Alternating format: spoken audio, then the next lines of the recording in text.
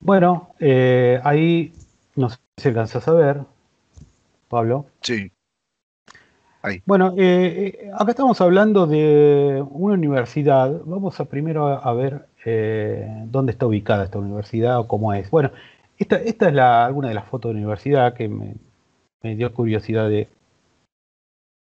conocerla, ¿no? Es una universidad hermosa, gigante, enorme en Estados Unidos. Y digo, no solo por lo grandioso del predio, los edificios, etcétera, etcétera, sino porque además tiene una diversidad de cátedras y de departamentos, la verdad es impresionante, porque se estudian humanidades, ciencias sociales, ingenierías, ciencias de la salud. Dentro de las ciencias de la salud que nos interesa a nosotros, por supuesto tienen medicina, pero también tienen el departamento por ejemplo, medicina biomolecular, genética. Ahora lo voy a pasar. Y tiene un área de neurociencias. ¿eh? Eh, o sea que es una universidad, yo no la conocía por nombre nada más, pero la verdad que es una de- creo que debe ser una de las universidades más grandes del mundo, ¿no? A ver, como curiosidad, está cerquita de Washington, ¿m? Acá se puede ver, y estaría al sur de lo que sería Nueva York, concretamente en la región o en la ciudad de Baltimore, lo que mencionabas hace un rato, ¿no? Ajá. Eh, Luciano, con todo lo que me estás mostrando, yo te iba a hacer una pregunta y quedó descartada porque mi pregunta era, ¿qué diferencia hay entre una encuestadora privada en donde se le hacen preguntas a una serie de personas que han tomado ayahuasca, peyote, bufo, el componente de DMT, dimetiltriptamina, a una encuestadora de grupos científicos? Ahora entiendo por qué la envergadura y lo que está detrás de esos científicos, estas universidades, mega universidades científicas del mundo. bueno, Pablo, con respecto a lo que me decís, las encuestadoras. Una encuestadora generalmente son empresas privadas, tienen todas las herramientas que tienen que ver con el muestreo estadístico, eh, todos los modelos para hacer una estrategia de muestreos, etcétera, etcétera, para una multitud de temas, ¿no? Digamos que una encuestadora no es especialista en este tipo de cosas. Esta, como es una universidad, ahora después en todo caso podemos poner el grupo que hizo este tipo de estudio, pero hay una treintena de profesionales de distintos ámbitos que han hecho un trabajo interdisciplinario. Quiero remarcar eso de que es un trabajo interdisciplinario, el abordaje de cualquier tipo de estudio. Uno si se, por ejemplo, si nosotros nos enfocamos en hacer un estudio químico o desde el punto de vista químico de la situación, vamos a tener un panorama totalmente incompleto, por más que incluso podemos llegar a, a- a suponer ciertos aspectos de otras disciplinas que nosotros no manejamos, ¿no? Pero es importante que sea interdisciplinario porque, por ejemplo, yo estudié química, pero también estudié ingeniería mecánica, porque las materias de ingeniería mecánica están dentro de lo que es el programa de química. Pero yo no voy a tener el manejo de esa especialidad de la mecánica como la tiene un mecánico. Y cuando vos sos químico y suponele que haces mecánica, después te das cuenta que lo que sabes de mecánica es muy poco, incluso tenés conceptos que pueden ser erróneos. Y viceversa con el mecánico que sabe química. ¿Ok? Esto se puede dar Entiendo. tanto también cuando nos enfocamos en la química y hay algo que tenga que ver con la psicología, que nosotros presuponemos, y está el psicólogo, que algo puede saber de química y presupone sobre aspectos químicos. Pero esto aplícalo a todos los enfoques que tienen que ver con las distintas especialidades. Entonces, el trabajo interdisciplinario, yo te diría que sería obligatorio para que algo tenga verdadera calidad. ¿Mm? ¿A qué viene todo esto? Es que el grupo de la Universidad Hopkins es amplio, multidisciplinario. Tenés neurólogos, psicólogos, matemáticos especializados en el tema del análisis estadístico, e incluso de otras universidades. Así que es muy distinto al trabajo que puede hacer una encuestadora fríamente sobre este tema, digamos, ¿no? A los que uno les dice, les da un cuestionario y dice, andá, haceme estas preguntas, y le da algún entorno de tipo de variables de entorno como para orientarlo y punto. ¿Eh? Esto es bastante distinto. Como herramienta, una encuesta y la aplicación de las estadísticas, yo te diría que es fundamental, es crucial. Que hay quienes consideran que o confunden cuando leen rápidamente el título de esta investigación y dicen, ah, claro, una universidad llenaron de gente, un montón de gente y empezaron a aplicarle DMT. No tiene nada que ver a eso, simplemente que es una consulta a un N, que es el espacio muestral de 2.650 y pico encuestados, los cuales provienen de una muestra mucho más grande, a las cuales se les han aplicado muy severos y certeros filtros. Como 10.000.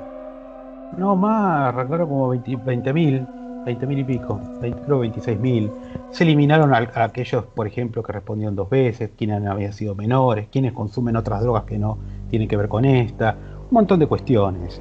Quienes no hablaban inglés, por ejemplo, porque es importante que la encuesta haya sido en inglés. Si bien es internacional, no es exclusivamente en Estados Unidos. Así que se ha llegado, y eso lo detalla muy bien en todo un apartado, porque así debe ser. El estudio dice cómo se ha llegado a ese N de 2.651 personas, ¿no? Sí. Esto para darle cierta robustez y pureza al estudio, digamos, es lo que se pretende, ¿no? Luego de realizar una serie de encuestas y de preguntas, este grupo, cabe aclarar que se basan en encuestas que ya habían sido realizadas. Volvemos al tema de el estado del arte, qué se hizo antes, etcétera, etcétera, ¿no? A los cuales seguramente habrán aplicado sus criterios, sus preguntas adicionales, etcétera, etcétera. Por ahí se menciona de que todo este trabajo había tenido un gran auge por allá por las décadas del 60 y del 70, y luego por una mala prensa o por una cuestión de cuestiones legales y qué sé yo, se medio quedó en el olvido todo ese trabajo. Pero mucho de ese trabajo se rescató para continuar, porque en ciencia no se trata de borrón y con cuenta nueva, o sea, a preguntarnos si la Tierra es plana a esta altura del partido, ¿no es cierto? Se trata de continuar algo que supuestamente está bien hecho, en función de lo que es el método científico, ¿no? Que Claro. te daría esa certeza, porque siempre hay cuestiones o sorpresas que nos da la naturaleza, ¿no? Cuando uno hace una investigación.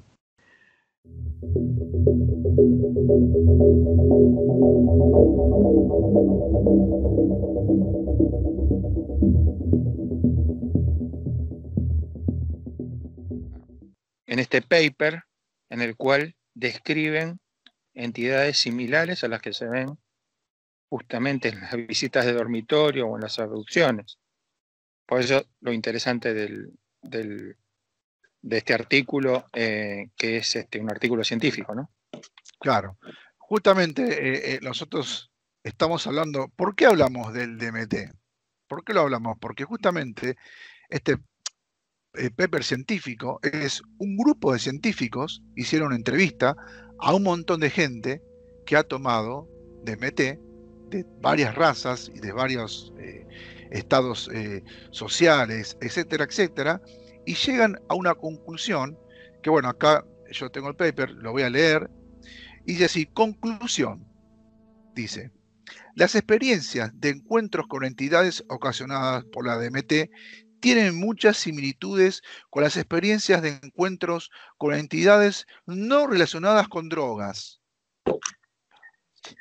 como las descritas en contextos de religiosos, abducciones extraterrestres cercanos a la muerte. Aspectos de la experiencia de su interpretación produjeron cambios ontológicos profundos, duraderos en la cosmovisión. Ahora me lo vas a explicar, pero lo que me llama muchísimo la atención a mí y a vos y a muchos que estamos dentro de la investigación del fenómeno, más específicamente la adopción, es que la gente que toma DMT tiene la misma visión de entidades alienígenas, porque acá lo dice, es un documento científico, no es nada conspiranoico ni nada raro, que ven lo mismo que ven las personas que son abducidas en un dormitorio sin DMT. Entonces a mí se me hace dudoso cuando dicen que es un psicoactivo alucinógeno, sino que es una realidad más real que la realidad. De hecho es lo que dice el paper y lo que dicen muchos de las encuestas, que es justamente eso, una realidad más real que la realidad. Justamente es una de las conclusiones que llegan en este trabajo, que es un trabajo que evidentemente lo han llevado y han llegado a esas conclusiones quizás sin buscarlas.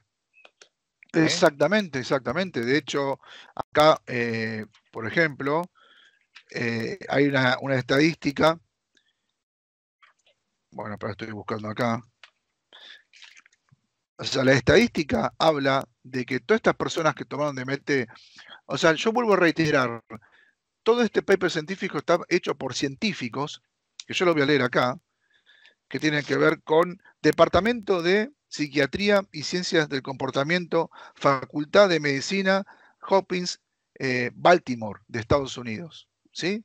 Después está la otra, Facultad de Trabajo Social de Ohio State University de Columbia, Facultad de Medicina de la Universidad de Median, Baltimore, Departamento de Psicología de la Universidad de California, San Diego, Departamento de Neurociencia, Facultad de Medicina, Johns Hopkins, Baltimore, Departamento de Neurociencia,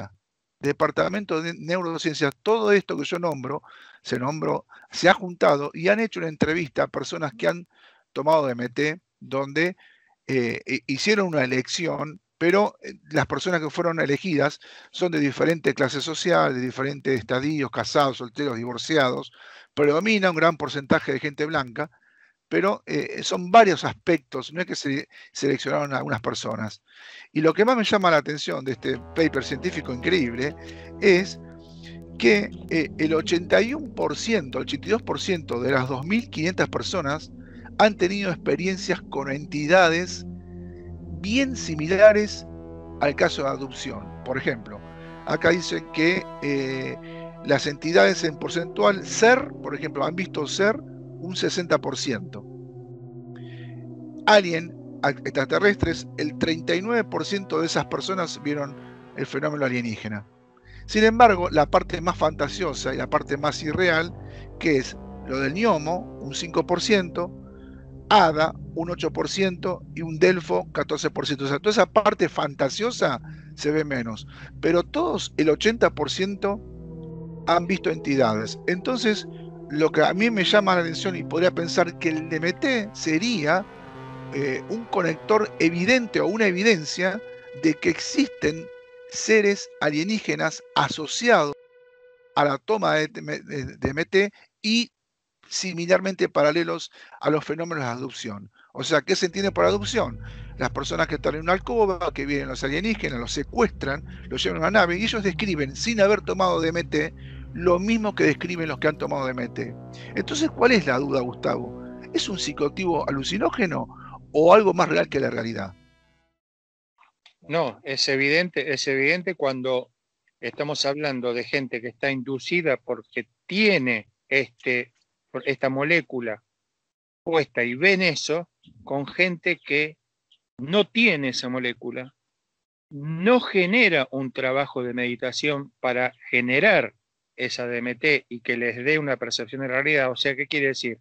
Que se junta la percepción ampliada de la realidad de los que sí tienen DMT o generan su propio DMT con la gente que ve una realidad, ¿sí? Y no tiene relación con la DMT. Entonces, quiere decir que tanto la percepción como esa realidad, ambas existen. Y te voy a leer una parte que es muy interesante y la remarqué, donde dice que Strassman estimó que al menos la mitad de los participantes en sus estudios de dosis altas de DMT intravenoso, no inhalado, o sea, estamos hablando de ya contacto con sangre, informaron experiencias de viajes a mundos alternativos y que el contacto con seres o entidades extraterrestres era una variante de esta categoría. Está clarísimo en el país. O sea, no lo saqué de otro lado que no fuera este paper científico, que bueno, yo lo pude ubicar a través de como yo he trabajado mucho con componentes químicos y con biológicos, bioquímicos. Una de las formas de poder llegar a los papers es a través del Chemical Abstracts, que es donde se patentan y donde todos los descubrimientos o todos los trabajos que se ingresan a Journal a nivel mundial se pueden acceder. Bueno, a partir de ahí me puse a trabajar de alguna manera en conseguir este tipo de trabajos y pudimos tener acceso a este trabajo muy interesante y muy nuevo, porque es del año 2020, es de abril del año 2020, de este que estamos transcurriendo. Sí, inclusive viene de un ámbito totalmente ajeno al campo de la investigación de lo que es el fenómeno OVNI, las adopciones, etcétera. O sea, viene de una parte que no tiene nada que ver, pero creo que se toparon con una realidad y con una sorpresa. Porque quizás el DMT sea el nexo entre todo este tipo de cosas. Inclusive con Gustavo, en varias charlas en privado, él me ha mostrado y me ha leído otro paper que tiene que ver con el análisis de orina de las personas que son esquizofrénicos o tienen algún tipo de problema mental. A ver, Gustavo, contame ese paper. Sí, ese es un paper que se hizo acá en la República Argentina. También es muy interesante. Es de la Cátedra de Farmacología. No conozco a la gente de ahí, pero es muy interesante poder ubicarlos y hablar con ellos. Es un trabajo realizado también a través del CONICET. Y el encuentro de todos estos trabajos de la observación que todas las personas que tienen un grado de esquizofrenia tienen concentraciones elevadas de DMT. Pero no se explicaban que habían personas que tenían esquizofrenia y no tenían concentraciones elevadas de DMT. Entonces se encontraron justamente a través de estudios hay un equipo de estudio químico que se llama HPLC, que son cromatografías gaseosas o cromatografías líquidas de alta presión. Se pueden encontrar las estructuras y las concentraciones de determinadas moléculas en la orina, así como se hacen, por ejemplo, los análisis clínicos. En el análisis clínico, en la orina, pueden detectar hormonas, pueden detectar T4, bueno, esos son estudios normales dentro de lo que es el análisis clínico en bioquímica. Pero estos doctores en química han hecho un procedimiento donde pudieron ver y cuantificar concentraciones de DMT en orina, y se encontraron que encuentran concentraciones donde no hay DMT en esquizofrénicos de bufotenina. O, casualidad, otro de los componentes que pueden generar percepciones ampliadas de la realidad. ¿Qué quiere decir? Que encontraron en la esquizofrenia tanto producciones elevadísimas de DMT como producción elevada de bufotenina. O las dos, o cada una de alguna manera, de manera particular. Y esto genera en este tipo de personas ver una realidad que nosotros no percibimos. Y nosotros los tratamos como si fueran locos, y es muy difícil de vivir cuando uno no sabe si lo que le está pasando es real o no es real, y resulta que lo que viven es una realidad más real que la nuestra.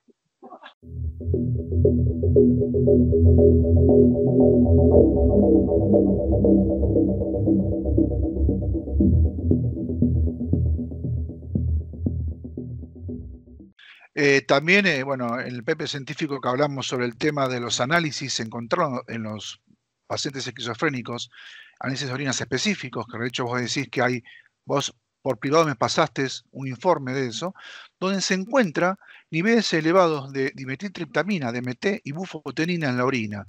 Ahora, una pregunta, Gustavo, porque es una cosa que tengo en duda. Sin, digamos, desacreditar la real enfermedad de la esquizofrenia, ¿podría pasar que algunos pacientes con un diagnóstico esquizofrénico podrían estar viendo cosas hiperdimensionales a través de la DMT y se podrían confundir con la esquizofrenia? Pues es una duda que tengo yo eso. Mirá, a ver, a nivel profesional y personal, no hay, digamos, una dicotomía tan grande en realidad. Hay que entender que la esquizofrenia en realidad es un cuadro que está, iba a decir diseñado, que está generado por una importante carga genética. Después de la carga genética también hay un ambiente facilitador para que el sujeto se desestructure, porque la esquizofrenia no es nada más y nada menos que la ruptura de la estructura de la personalidad. Ahora, más allá del efecto, digamos, de la enfermedad en sí, ¿sí?, que hay que tratarla, el mecanismo por el cual ciertas personas acceden a realidades trascendentes, positivas, es el mismo mecanismo por el cual acceden algunos pacientes esquizofrénicos o muchos pacientes esquizofrénicos a nivel negativo, a nivel persecutorio. Entonces, el tema concreto es que lo que está por verse acá, y que es muy importante como punto de partida para seguir investigando, es si lo que ve el esquizofrénico es más real que la realidad, y su estructura no está preparada para soportarlo, y entonces se escinde, que es un mecanismo de defensa. Escisión significa separarse, partirse, ¿sí? Entonces, de golpe aparece, tiene mucho que ver también con la imaginería. Yo conozco casos de hospitales esquizofrénicos que no hablan de, qué sé yo, de un carnicero que los corre con un cuchillo.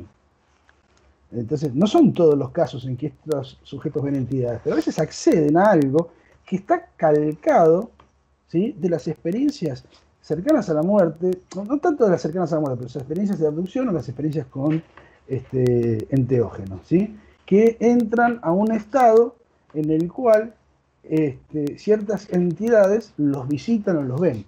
El contenido ideatorio es variable, pero el mecanismo es el mismo. Y lo que hay que empezar a pensar es eso, ¿no? Si eso que está viendo el esquizofrénico, que nosotros, entre comillas, por suerte no podemos ver, es algo que ayuda a que su estructura se rompa más todavía y produce efectos traumáticos. Entonces, desde el punto de vista de la salud, ese proceso hay que detenerlo porque desestructura por completo al sujeto. Pero ¿qué pasa si esa misma experiencia ocurre en un sujeto que tiene monoaminas oxidasas en mayor cantidad, que puede acotar y disminuir la experiencia o la acción de la dimetiltriptamina? Hablando en criollo, hay una sustancia química que la para. a la dimetiltriptamina para que eso no se conforme en la, No nos volvamos la realidad locos. total. Pues si estamos en esta realidad total, nos volvemos locos. Claro, Entonces, los mecanismos son muy similares. La diferencia es que en un sujeto, ese sujeto lo puede, digamos, integrar en su vida porque no tiene una estructura esquizofrénica y el esquizofrénico no. Así a rasgos generales, ¿sí? Con esto no estamos diciendo que el esquizofrénico está contactado con extraterrestres, y que no está contactado, y que está todo bien que la esquizofrenia siga dando vuelta porque se altera la conciencia y no hay conocimiento cuando uno no puede ser capaz de absorberlo eso. No hay, hay daño, evidentemente, cuando uno, y el daño cada vez es mayor cuando uno no está preparado estructuralmente para poder ver eso que se asoma. Y eso que se asoma siempre ha sido la gran disquisición, ¿sí? Si el loco es loco porque, como dice un dicho, perdió todo excepto la razón, o sea, si lo que ve es real, pero es una realidad que es abrumadora y al mismo tiempo incapaz de soportar desde su estructura, y otro que lo ve y no es esquizofrénico, lo tratan de loco también, pero está viendo algo que, o está percibiendo algo. Y la otra cuestión es, ¿está dentro o está afuera? Y yo creo que es justamente una reacción que tenemos que ir un poco a las neurociencias y la relación entre mentes y máquinas, entre hardware y software, ¿sí? Los modelos ahora bioelectrónicos o los modelos cuánticos, incluso para el tema de procesamiento de información, están muy en boga en las neurociencias. ¿Y qué quiere decir? Que un sistema se conecta con otro.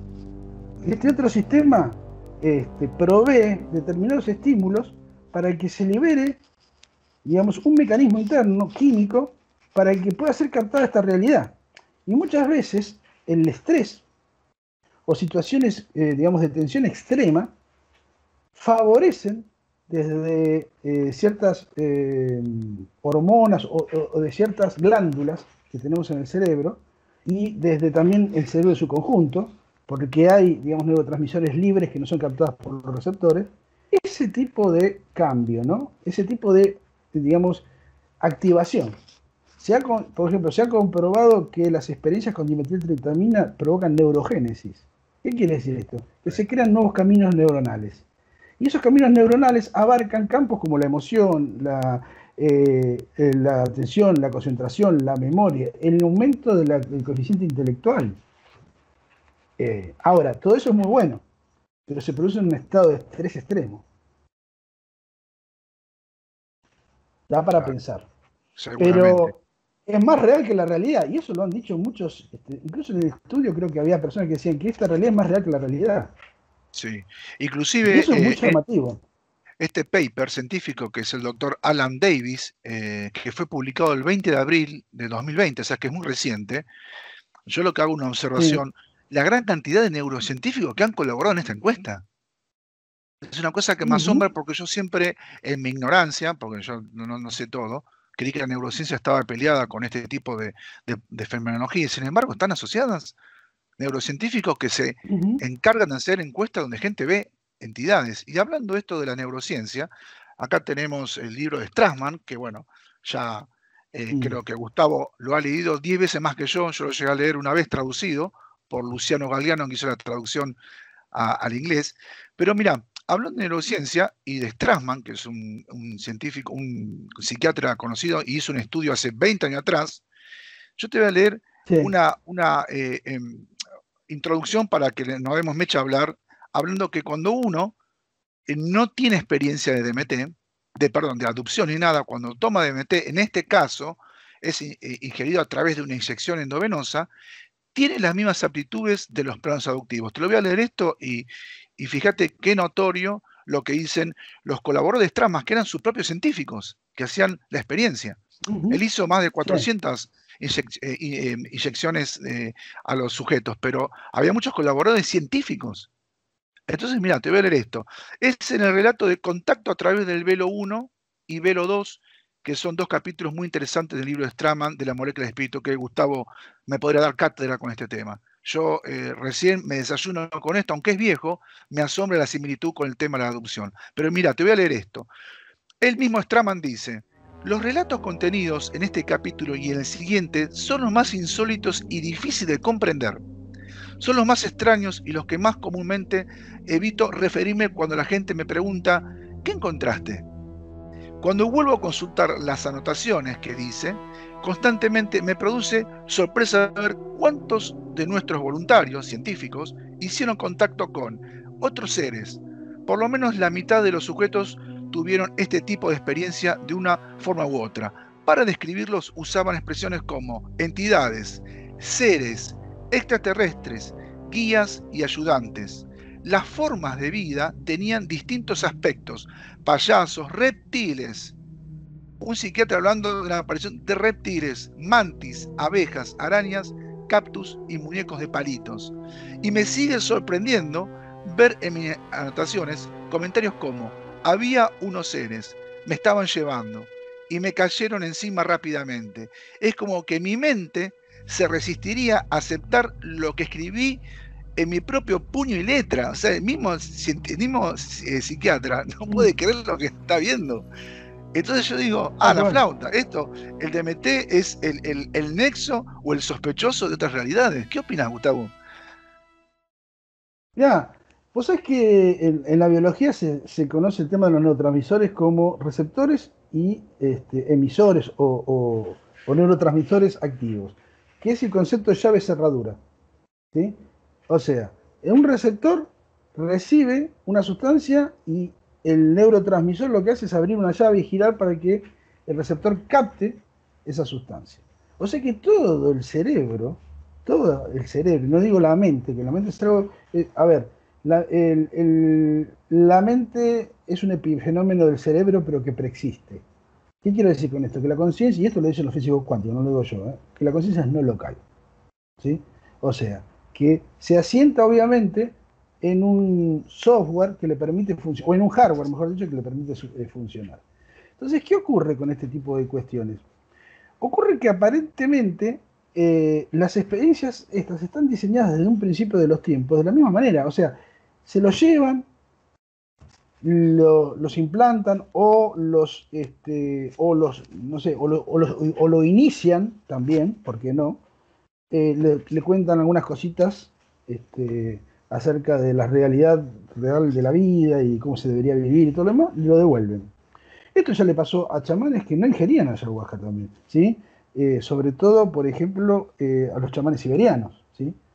Estos chamanes siberianos, ¿qué pasa? No ingerían ayahuasca o no ingerían sustancias psicoactivas, pero por el aislamiento y por las características particulares de cómo eran elegidos, tenían cierta similitud a los esquizofrénicos.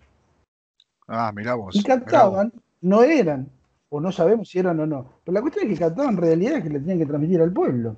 Entonces, este diseño es un diseño que siempre existió y que de alguna manera es inherente a la forma en que tiene ese fenómeno, eso, ¿sí? Llamarlo alien, llamarlo como lo quiera llamar, de comunicarse con el ser humano y de alguna manera, como las ratas de laboratorio, quizás, ¿no? Digo, esto es una hipótesis mía, ¿no? Como de inducir ciertos cambios para ver las respuestas y ver qué aprendemos de eso, y ver cómo nos sirve eso. A veces salimos ganando, a veces salimos perdiendo. Pero la estructura del cerebro, la forma de función y la activación a través de neuroquímicos, exógenos o endógenos, parece un diseño destinado justamente a poder acceder, digamos, a cierta parte, esto lo explicaría mejor un ingeniero quizás, ¿no? A veces en una memoria se incorporan coolers para que esa memoria se expanda. Bueno, lo que hace el fenómeno es eso, ¿no es cierto? Es, digamos, como editar a través de los neuroquímicos ciertas vías neuronales que se van abriendo a una realidad y después le ponen el tapiz de interpretación más adecuado que el sujeto pueda tolerar. Pero la función que hacen, ¿sí? Y los resultados de eso son siempre los mismos. O sea, hay ahí un factor externo, factor exógeno, que produce cambios en el sujeto. ¿Sí? Y que lo produce a nivel externo, volvamos a repetirlo, ¿sí? No estamos hablando de cosas que solamente pasan adentro de nosotros o que tenemos un sueño donde algunos arquetipos junguianos explican la realidad de la vida y aparece el viejo con barba y hay muchos, por ejemplo, textos de esos en Psicología y Alquimia, un libro memorable de Jung, pero no estamos hablando de eso. Después hay todo un capítulo aparte de aquellos que le interesan que la estructura de los mitos es ontológica, porque de alguna manera está tomada de una realidad, la realidad de la experiencia de toda la raza humana en relación con esto, ¿sí? Con esto Exacto. de lo que estamos hablando. Sí, yo creo que lo que vos estás diciendo es como que hay una escenografía, o sea, que el DMT revela una existencia en escenografía arquetípica hace muchos años. Es decir, que si yo hubiese tomado DMT en el siglo XIX o XV, hubiese visto una bruja, un incubo, un sucubo. O sea, por eso el DMT abre una escenografía que hace rato que está en el ser humano. Porque vos fíjate que los científicos, acá en el libro de Strassman, cuando toman DMT vía inyectable, ellos entran en planos de aducción, quirófanos, camillas, bases subterráneas, naves espaciales. O sea, nunca tuvieron experiencia de adopción. ¿Qué pasaría si estas mismas personas estarían hace 500 años atrás y tomarían el DMT en forma inyectable? No verían naves espaciales, pero verían gnomos, delfos, incubos, sucubos, demonios. Entonces, el DMT está en la puerta de una realidad muy real. Como que el DMT no es un psicoactivo alucinógeno que nosotros vemos taradeces dentro de la cabeza. Hay algo más, porque acá lo están estudiando científicos, psiquiatras, hacen experiencias con métodos científicos, papers científicos. Entonces estamos hablando de una realidad que yo en el momento que estudiaba todo el tema de ufología, porque yo por hoy no me siento ufólogo porque pienso diferente, pero sabemos, Gustavo, que la adopción es bastante escabrosa porque es difícil de mostrar. Es muy difícil. Tal cual, tal Entonces, cual. es una realidad. Nosotros estamos tocando temas que son difíciles, pero a través de estos científicos, como vos mismo privado me decías, se animan a hacer estas experiencias, y estamos hablando de una revelación del DMT. Está presente en todos estos casos, en los planos esquizofrénicos, en la gente que toma experiencia y ve las mismas planos de adopción, en los chamanes. O sea, que el DMT estaría haciendo aperturas. Gustavo me dijo en privado, el DMT te tuerce los cables de nuevo y te reconecta.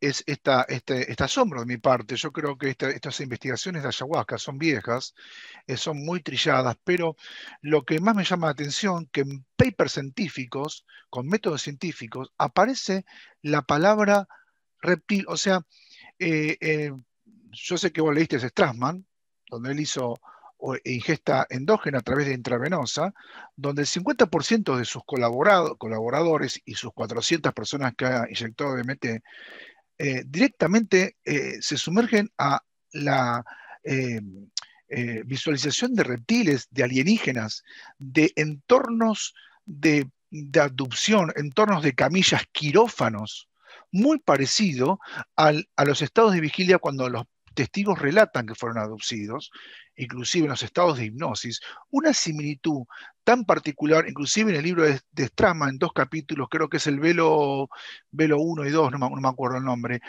detallan un tecnicismo tan particular que yo digo, si los científicos, en sus papers científicos, estamos hablando de reptiles, insectoides, abducciones, y en las propias hipnosis se ve lo mismo, evidentemente, a mi manera de pensar, el DMT revela la existencia de estas entidades y la existencia de su actividad. Yo pienso que el DMT actúa sobre la glándula pineal, que es conocida para todos los místicos.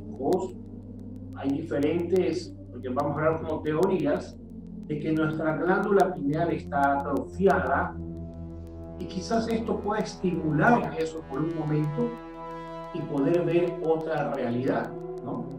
Date cuenta que habrás escuchado que en todas partes del mundo dicen que los hombres del campo logran ver más a los espíritus, a los duendes. Has de haber escuchado eso, ¿verdad? Sí. Las historias del campo, ¿verdad? ¿Por qué ellos pueden y la gente de la ciudad no? En algún momento leí, es porque la luz artificial va dañando la glándula pineal. La va dañando. Y estas personas lo que hacen en el campo es que se levantan a las 6 de la mañana con el sol y se acuestan a las 6 de la tarde cuando cae el sol, ¿no? Entonces, como que ellos tienen más, en mejor estado esta glándula pineal para percepción. O sea, yo pienso que actúa sobre ese punto que dormido de nosotros, que es la conexión con un mundo invisible, para hacerlo sencillo, ¿no? Es lo que puedo yo asumir que puede pasar, ¿no? Ok. ¿Has tenido experiencias en toma de DMT con algún mensaje de estas entidades? O sea, Pablo, te voy a contar, porque todas estas experiencias son subjetivas, siempre digo, ¿no? La verdad es muy intrínseca, las experiencias son propias, el simbolismo para cada uno es diferente, pero en una de las que te puedo yo contar, que fue muy significativa, yo soy un hombre de análisis, ¿ya? Yo no soy un hombre de fe.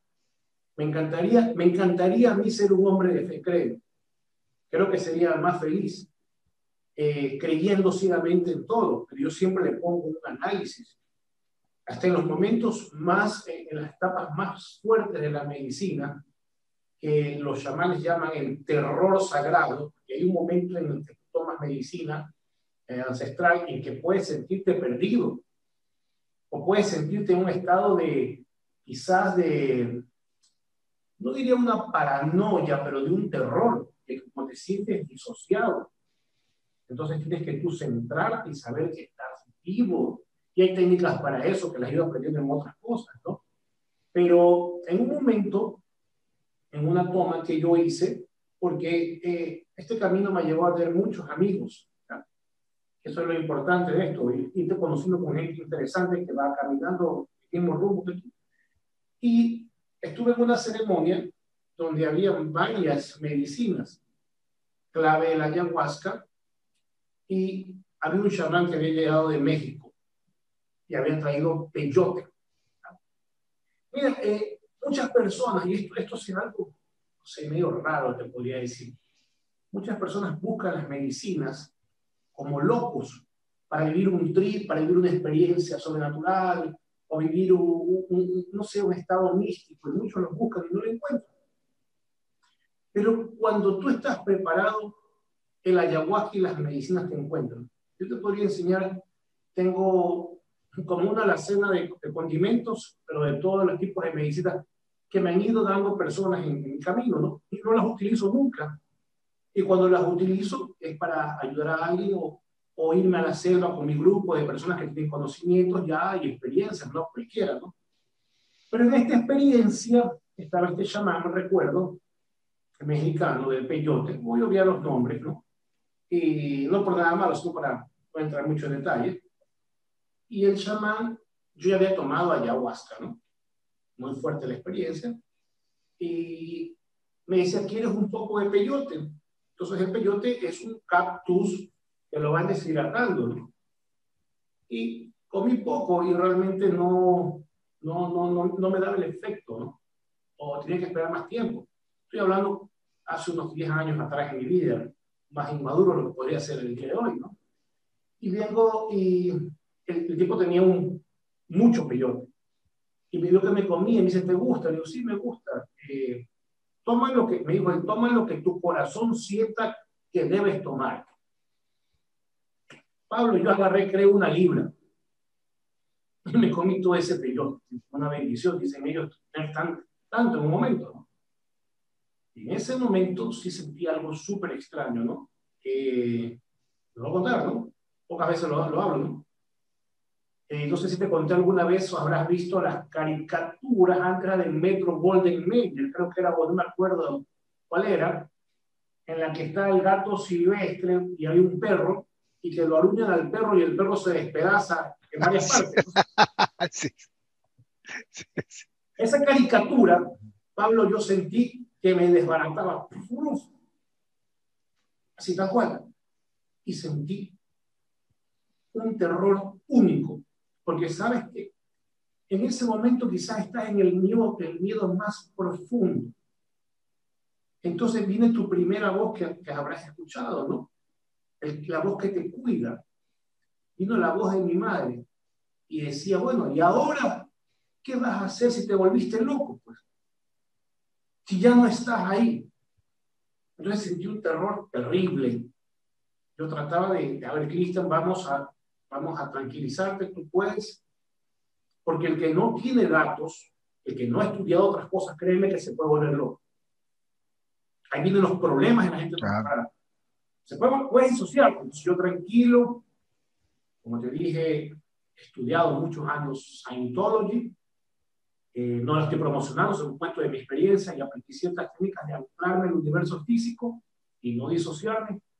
Me tranquilizo y logro después armarme de nuevo, como que me armaba.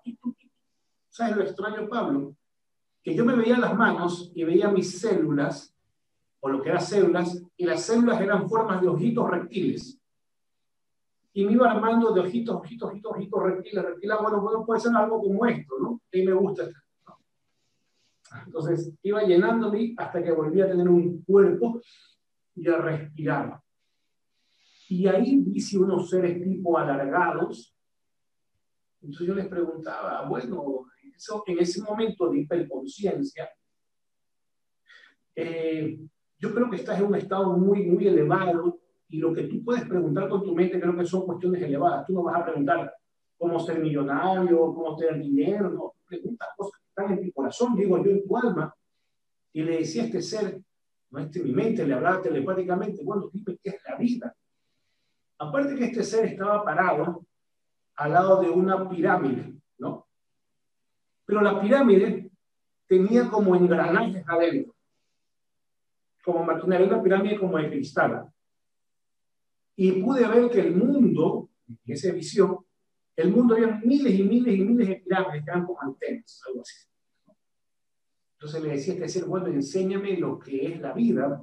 Y comencé a ver como en un espacio ecuaciones como las de Einstein, matemáticas y fórmulas que no las entendía. Y en un momento logro ver, decía, esto es la vida. No sé si tú has visto esas máquinas de serigrafía que estaban en las camisetas. Sí. Veía como esos cuadros, pero que estaban interconectados como un pulpo infinito. Y eran como cuadros metálicos, y daban vueltas infinitas. Y decía, si ves, esos planos, como esa lámina de acero, es la vida de cada ser humano. Como que era no sé, una fotografía. Me explico, ¿no? Sí, muy bien. O sea, no tuve más explicación. Y de la otra experiencia, bueno, otra de las experiencias, yo lo que te la conté en la otra, ¿no? En la otra entrevista, fue una vez que tomé una ayahuasca de la zona de Pucallpa, Perú. Una ayahuasca muy fuerte, cada uno tiene un efecto diferente. Y fue tan fuerte la experiencia, y sentí también terror, y en ese momento sí hubo una conexión de algo que no lo logro todavía descifrar. Y era una especie de, digamos, extraterrestres serían algo muy parecido a lo que sale en Los Simpsons. Era como un mojo con unos tentáculos, y lo que me decía telepáticamente, me decía, bueno, tú estás ahí, pero si tú quieres encontrar el camino de ser feliz, tú no tienes que, más o menos me daba a entender, que ciertos conocimientos explicarlos, o querer lo que quieren muchos, despertar como a la humanidad, o despertar de conocimientos que ya se saben que hay algo, porque si no esa cuestión te va a terminar rompiendo, porque es un plan establecido. Me decía que por más que tú quieras ser como un salvador o ser un hombre que va con un nuevo conocimiento, vas a terminar mal. Por eso me decía, todos los que han querido ser revolucionarios, tipo espiritual, terminaron fritos.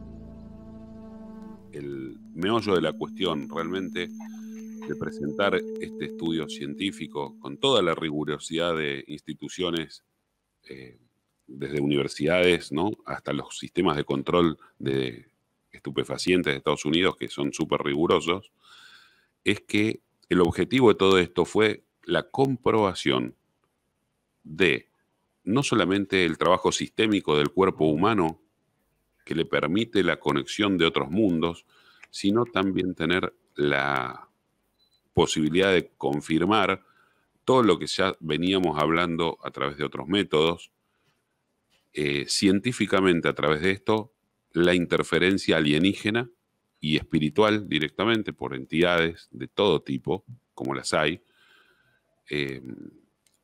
al cuerpo humano. Y si bien podemos analizar, digamos, porque este estudio son 400 y pico de hojas, el anterior otro tanto, y cuántos otros libros y autores que hemos venido presentando, lo importante es esta aclaración, es decir, venimos confirmando que la interferencia alienígena es una realidad. ¿Por qué? Digamos, porque si bien a nosotros se nos escapa absolutamente desde lo científico con la posibilidad de medir a veces, o inclusive de entrar en este análisis en detalle de la química, si es la molécula esta, es la otra, podemos tener esa aproximación a través de este estudio, pero el mismo doctor, el científico que está atrás de esto, te dice, no tengo la certeza de dónde se produce o cómo viaja, vemos que hace esto, hace el otro.